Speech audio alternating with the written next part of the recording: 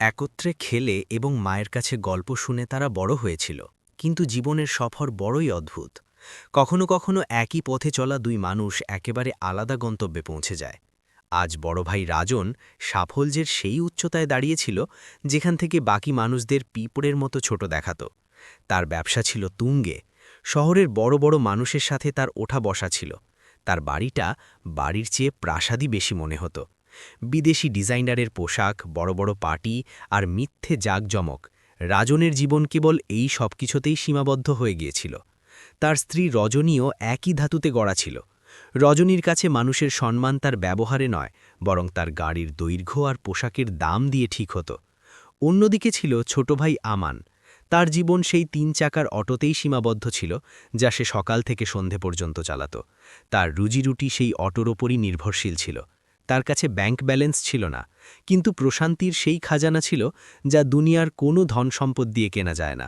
কারো সাহায্যের জন্য সে সবসময় প্রস্তুত থাকত। তার স্ত্রী আরতি তো সাক্ষাৎ অন্নপূর্ণার রূপ ছিল।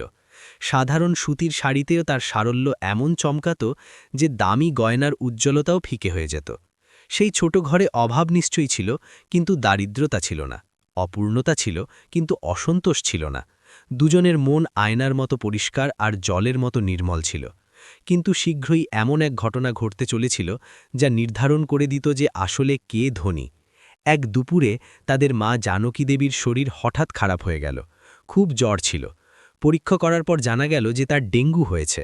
জানকী দেবীর শরীর চুল্লির মতো পুড়ছিল। ব্যথার চোটে তিনি গোঙাচ্ছিলেন। যদিও জানকী দেবী তার ছোট ছেলে আমানের সাথেই থাকতেন, কিন্তু কর্তব্যের খাতিরে বড় ভাই রাজনুকেও এই খবর পৌঁছে দেওয়া হলো। মায়ের এমন অবস্থা দেখে আমার নিজের কাজ ওখানেই ছেড়ে তার অটো স্ট্যান্ডে দাঁড় করিয়ে দিল। দিনের উপার্জনের তোয়াক্কা না করে দ্রুত বাড়ি চলে এলো। সে মাকে পাশের সরকারি হাসপাতালে দেখালো। ডাক্তার কিছু ওষুধ লিখে দিলেন এবং বিশ্রাম নেওয়ার পরামর্শ দিলেন। বাড়ি ফিরে আমান আর আরতি মায়ের সেবায় লেগে পড়ল। ডাক্তারের কথা মতো আরতি তার কপালে জলপট্টি দিল, হলুদ মেশানো দুধ তৈরি করল এবং সময় সময় ওষুধ দিতে লাগল। মায়ের প্রতিটি প্রয়োজনের খেয়াল তারা দুজনে খুব নিষ্ঠার সাথে রাখছিল। রাজন দুদিন পর সন্ধ্যায় নিজের একটি গুরুত্বপূর্ণ মিটিং শেষ করে পৌঁছাল। তার দামি গাড়ি আমানের ছোট বাড়ির সামনে এসে থামল, যেন কোনো রাজা কোনো দরিদ্রের কুড়ে ঘরে এসেছে। সে স্ত্রী রজনীর সাথে যখন ভেতরে এলো, তখন তার দামি পারফিউম ঘরের বাতাস বদলে দিল। মা, এখন শরীর কেমন? তার গলার স্বরে ছিল নিছক এক লৌকিকতা।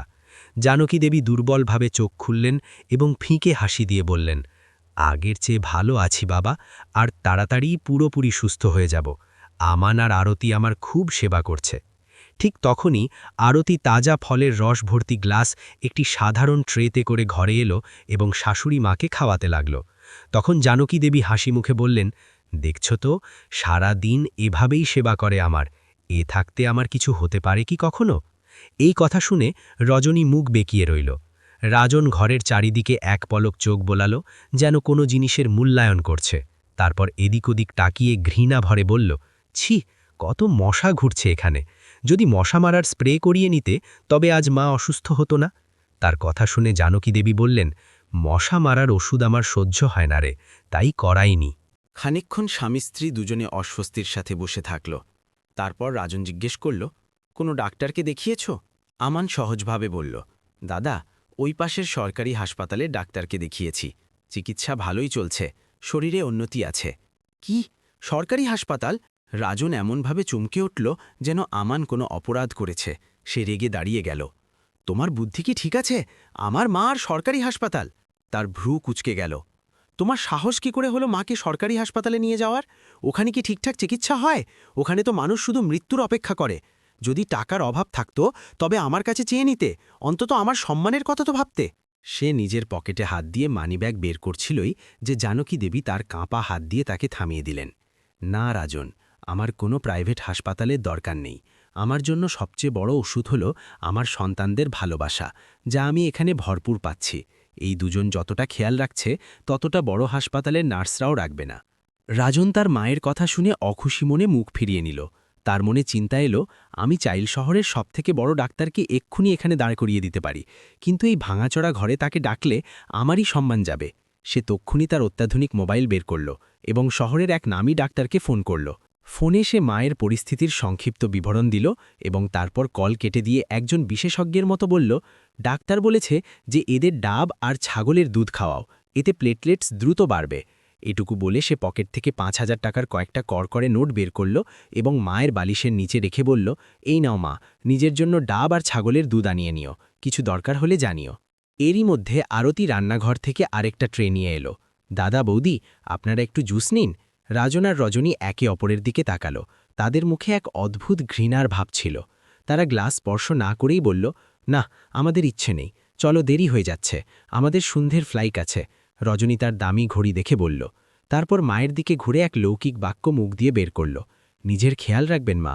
আর দুজনে দরজার দিকে এমনভাবে এগিয়ে গেল যেন কোনো জেলখানা থেকে মুক্তি পাচ্ছে। এরপর দুজনের ফোন পর্যন্ত আসেনি মায়ের খোঁজ নেওয়ার জন্য। টাকা দিয়ে রাজন তার ছেলে হওয়ার কর্তব্য পালন করে দিয়েছিল। জানকী দেবীর মনে বড় ছেলে আর বৌমার এই নিষ্ঠুরতা বিঁধল, কিন্তু আমান আর আরতির নিঃস্বার্থ সেবা জানকী দেবীর কাহত মনে মলমের মতো কাজ করল। এদিকে রজনী তো যেন নিজের দেওয়ার আর জাইকে নিচু দেখানোর অভিযানে নেমেছিল। যে কোনো সুযোগেই সে আমান আর আরতিকে অপমান করতে ছাড়ত না। যখন কোনো পারিবারিক কারণে আমান আর আরতি তাদের প্রাসাদসম বাড়িতে যেত, রজনীর দৃষ্টি প্রথমে তাদের সাধারণ পোশাকগুলোকে স্ক্যান করত। তারপর তারা সোফা থেকে ওঠা মাত্রই রজনী সেই দামি চাদরটিকে এমনভাবে হাতাত যেন তাদের বসার কারণে সেটা অপবিত্র হয়ে গেছে। একবার তো সীমা ছাড়িয়ে গেল। রজনী খোঁচা দিয়ে বলল, আরে আরতি, কখনো একটু ভালো পোশাকও পরে নিও না, সবসময় এই সস্তা সুতির শাড়ি। আমার কাছে তো এত ড্রেস আর স্যুট আছে যে এক একটাকে মাত্র ১ বা ২ বার পরি, তারপর আলমারিতে ধুলো হয়। বললে নিয়ে যেতে পারো, এমন এমন ড্রেস আছে যা হয়তো তুমি স্বপ্নেও দেখোনি।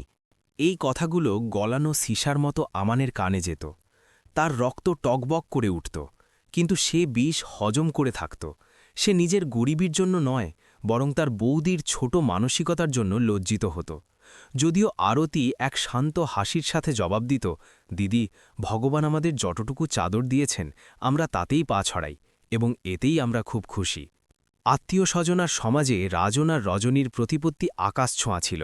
সবাই তাদের ধন সম্পদের প্রশংসা করত, এমনকি তাদের বোন অঞ্জুও কেবল তার ধনী ভাইয়ের উপর প্রাণ ঢালত। সে জানত যে শ্বশুরবাড়িতে তার যে সম্মান আছে তার রাজনের টাকা আর প্রতিপত্তির কারণেই। ছোট ভাইকে তো সে পাত্তাই দিত না। আর অবশেষে সেই সুযোগ এসেই গেল যখন সম্পর্কের আসল পরীক্ষা হওয়ার কথা ছিল। অঞ্জুর একমাত্র মেয়ের বিয়ে ঠিক হয়ে গেল। অঞ্জু আর তার স্বামী নিজে এক ঝকঝকে ডিজাইনার কার্ড নিয়ে রাজনের বাড়িতে পৌঁছল। ঘণ্টার পর ঘণ্টা চা নাস্তার পর্ব চলল, এবং বড় ভাই বৌদিকে বিয়েতে আসার জন্য অনেক অনুনয় বিনয় করে নেমন্তন্ন জানানো হলো। অন্যদিকে আমানের বাড়িতে এক চাকরের হাতে কাঠ পাঠিয়ে দিয়ে লৌকিকতা রক্ষা করা হলো। অঞ্জু তার মা জানকী দেবীকে ফোন করে বলল, মা, আপনাকে তো আসতেই হবে। কিন্তু সেই পুরো কথোপকথনে সে তার ছোট ভাই আর জায়ের উল্লেখ পর্যন্ত করল না। এই অপমান আমান আর আরতির মনে বৃদ্ধেও, কিন্তু দুজনে নিঃশব্দে তা সহ্য করে নিল। বিয়ের দিন ঘনিয়ে এলো। জানকী দেবীর মন তার ছোট ছেলের আর্থিক অবস্থা এবং সমাজে তার সম্ভাব্য অপমানের কথা ভেলে ভেঙে পড়ছিল। একদিন তিনি সাহস সঞ্চয় করে রাজনকে বললেন, বাবা রাজন, তুই উপহারে খুব বেশি টাকা দিস না, ততটুকুই দিস যাতে তোর ছোট ভাইও তোর সমান হতে পারে, সমাজে ওরও একটু সম্মান থাকবে। মায়ের এই কথা শুনে রাজন আর রজনী জোরে হেসে উঠল, যেন জানকী দেবী কোনো কৌতুক শুনিয়েছেন। রজনী তার ব্যঙ্গাত্মক কথা ছড়ে দিয়ে বলল, আরে মা, আমরা তো আমাদের মর্যাদা অনুযায়ী দেব না, এতে আমানের সমান হবার কথা কোত্থেকে এলো? ও তো একজন সামান্য অটো ড্রাইভার, আমাদের এত বড় ব্যবসা। আরে আমরা তো পুরো ৫১,০০০ টাকা দেব, ১ পয়সা কম না। সমাজে আমাদেরও তো একটা ইজ্জত আছে নাকি? রাজনও সাথে সাথে তার স্ত্রীর কথায় সায় দিল। সে তো যেন এই সুযোগেরই অপেক্ষায় ছিল, যেখানে সে তার ধন সম্পদ প্রকাশ করতে পারে এবং ছোট ভাইকে তার অবস্থান বুঝিয়ে দিতে পারে। মায়ের মন ভেঙে চুরমার হয়ে গেল। এদিকে আমানও চিন্তার সাগরে ডুবেছিল। সেও তার আদরের ভাগ্নির বিয়েতে মন খুলে খরচ করতে চাইত, কিন্তু অটো চালিয়ে দিনে কয়েকশো টাকা রোজগার করা মানুষ ৫১,০০০ টাকার উপহারের স্বপ্ন দেখবে কিভাবে? আরতি তার স্বামীর মুখে চিন্তার রেখা দেখল। সে আমানের হাত নিজের হাতে নিয়ে বলল, আপনি কেন এত চিন্তিত হচ্ছেন?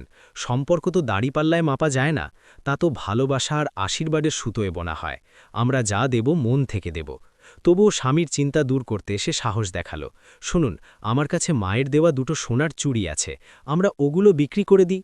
আমান আর্তনাদ করে মানা করে দিল, না আরতি, একদম না। ওটা তোমার মায়ের শেষ স্মৃতি। আমি ওগুলো কিছুতেই বিক্রি করব না।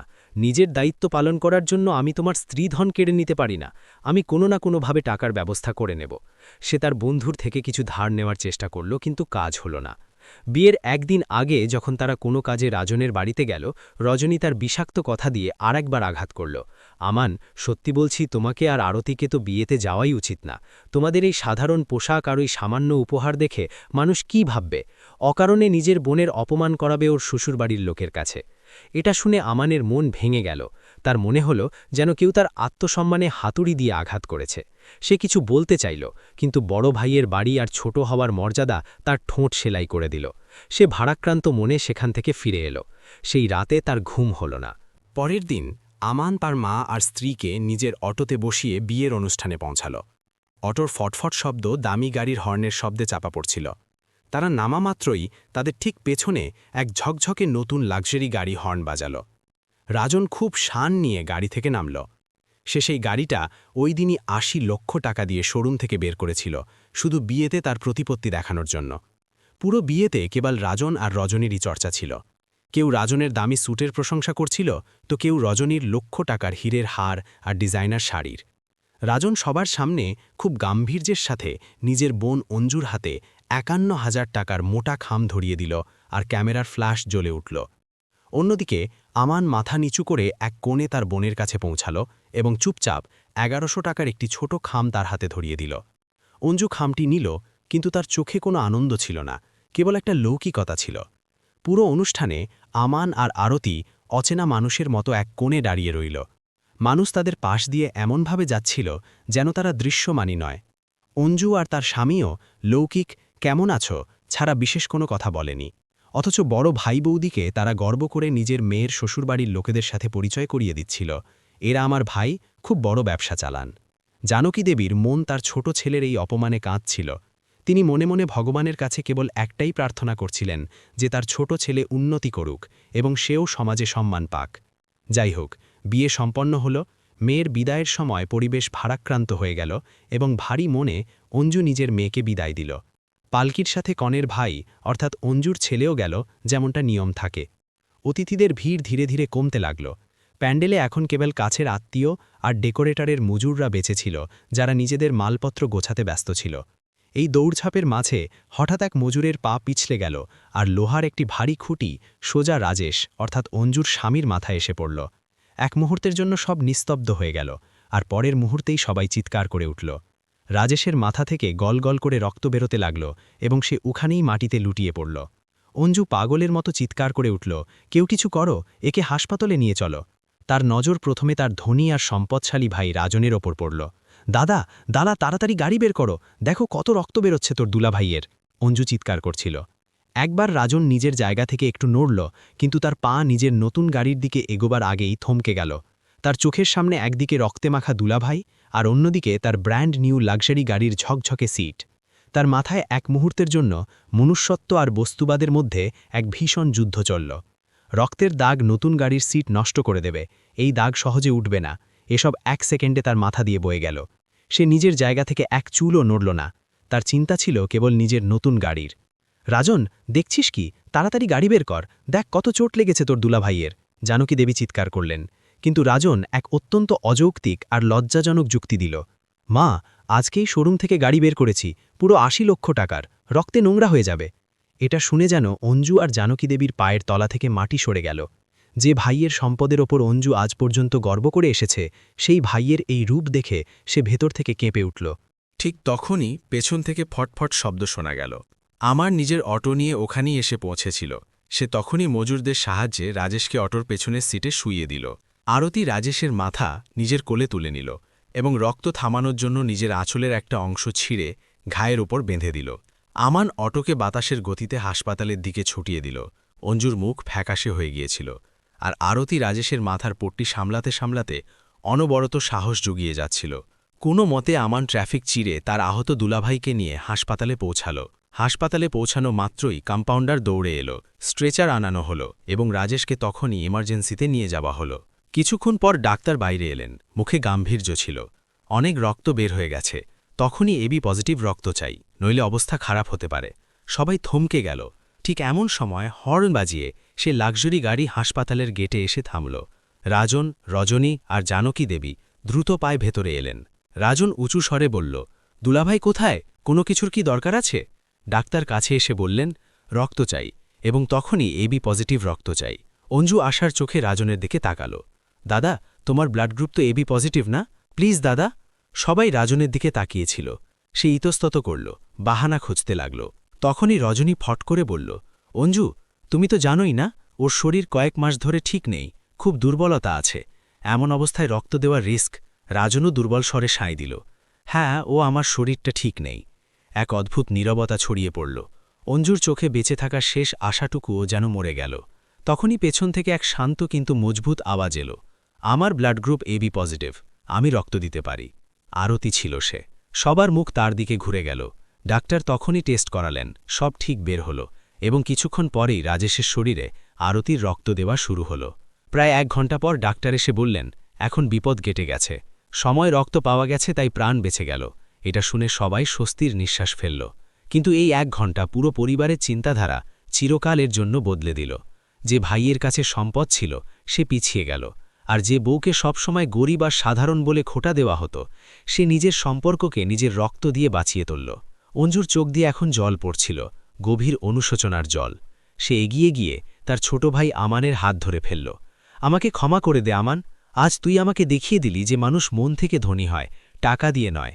যে ধনবান ভাইয়ের ধন সম্পত্তির ওপর আমি অহংকার করতাম, তার কাছে আমার সিথির সিঁদুরের চেয়ে নিজের নতুন গাড়ির চিন্তা বেশি ছিল। আর তুই আর আরতি আমার স্বামীকে নতুন জীবন দিলি।